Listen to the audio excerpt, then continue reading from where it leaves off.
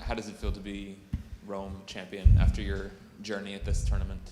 It feels great, and especially I think nobody really gave me a chance for this tournament. And even I think I was not, before the tournament, I was not super confident that, not thinking about the final at all. I was just happy with every match which I played, and so it's a little bit like a miracle for me, because on clay in this tournament, since I didn't play well here, and on clay it's always tough, and I played some good clay court girls, so of course super happy. Karolina, you say that you weren't very confident and the idea of the final was very far away at the start of the tournament, but obviously you've played well on this surface before. Why was the confidence kind of not, I guess, the ambition or the confidence not there at the start? I think, of course, I didn't have that many matches on clay before, which is always the key for me to feel better and to feel more confident when I'm winning. Everything is just, going easy, and I'm playing without thinking, which is the best. And so I was coming to this tournament just to get a couple of matches, and I thought the tournament is quite slow here, so that's why I just felt like maybe there's not many chances for me. And I know last year's won Simona, Svitolina, so all the good clay court girls, with good clay court games. So I thought it's gonna be quite difficult, to get through some matches. But quite a miracle for me that this happened. You mentioned those sort of good clay court girls, and obviously you won here. I think we talked about this before, but Keys won, Charleston, Kvitova, Stuttgart. I mean, there's been a lot of power type players who are not traditional clay court players winning here. So do you go into Paris believing you can win that tournament? I have to go like this, because otherwise, there is no reason to go at all. If I go to lose, then you're gonna lose. So I have to go with this mindset that my game is good on clay too. So I want to put 100% into it, and to give myself a chance to go deep in the tournament. Of course, everything starts in the first round, and you can have tough opponents. So it doesn't mean that I won here that I cannot go far in, that I have to go far in Paris. So there's still seven matches, so it's 2 more than here. But I think this was a good start. Karolina, how are your wrists, and is that at all a concern? How do you get them better before Paris? I would say it's getting better by every day, but it's not still 100%. But on the court, when I'm playing my match, it's completely without pain. It's always in the morning. It's a little bit painful. So once I start to be, sweaty, and once I start to play, then it's getting better and warmed up. So the tapes are just, to make sure that nothing terrible will happen. So. And you weren't broken today, and you were having a generally very, very good serving day. You've only been broken once combined in the semifinal and final. I don't think you've been broken, or I don't think you've had a match where you haven't been broken this year until today on the tour levels. So where did that kind of come from, and how great were you feeling the serve, and at what point this week were you feeling the serve? Yeah, surprised a little bit. I think she was a little bit struggling with my serve. Maybe she was not reading the serve that good, and I just thought they were quite, the corners were open for me, so the first serve was working. I was doing a lot of points. Also was a little bit windy, so I think it's always tough to return the serve, but I did a couple double faults, which I'm not happy about, so this is something what I want to improve, of course. But anyway, I think the serve was all week.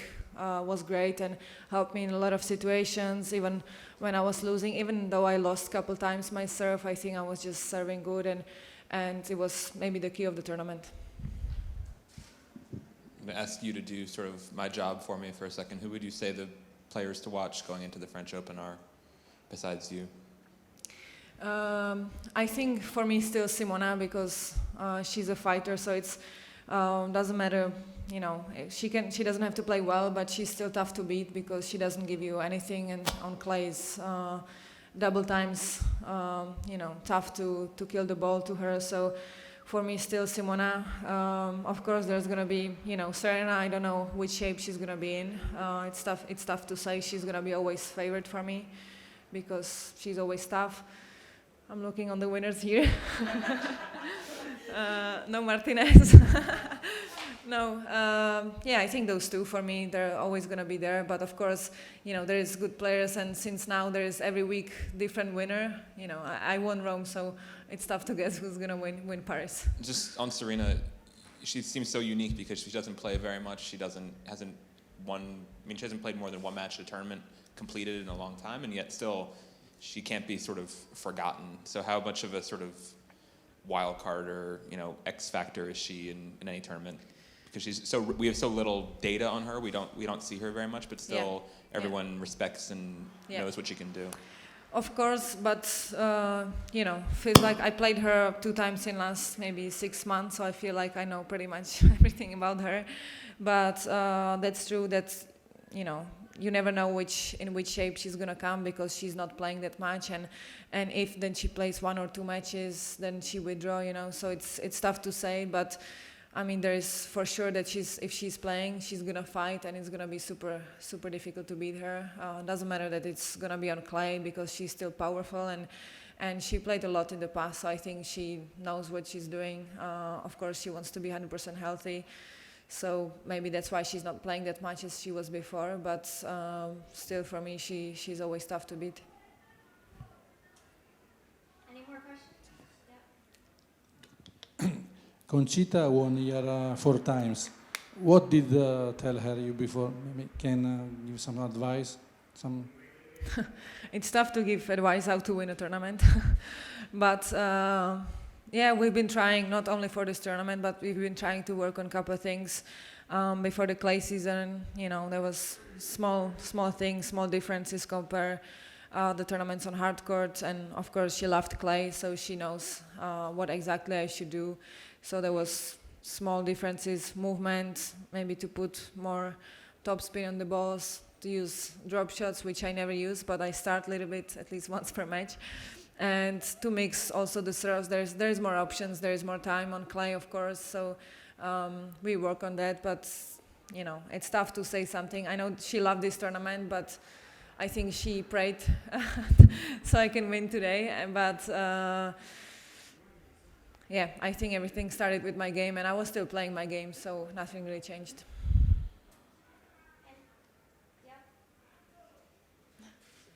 Sorry, Karolina. Anastal.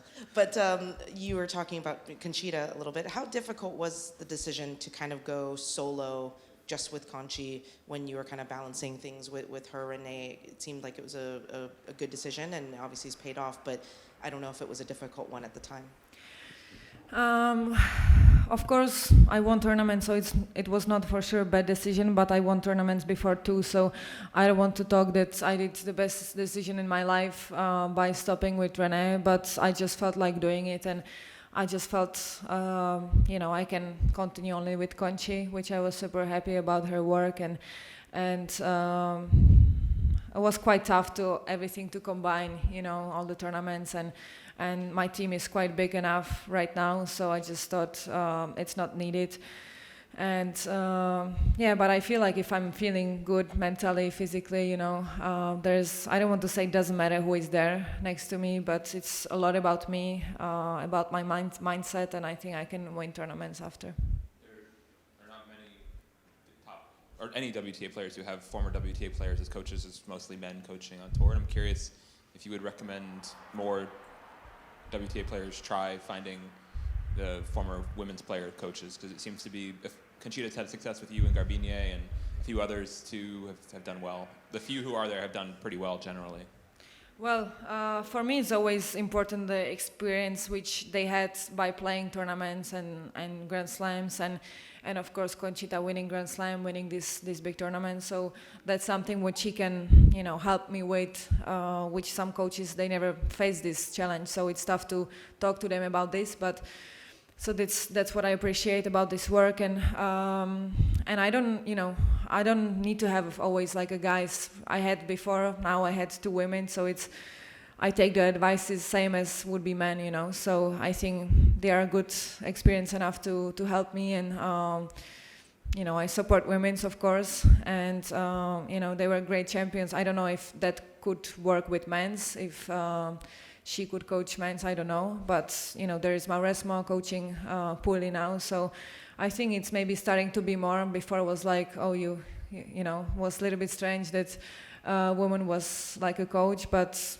if she can be strict, which Conchita can be, and we can find a way how to talk through, then I don't care if it's men or women.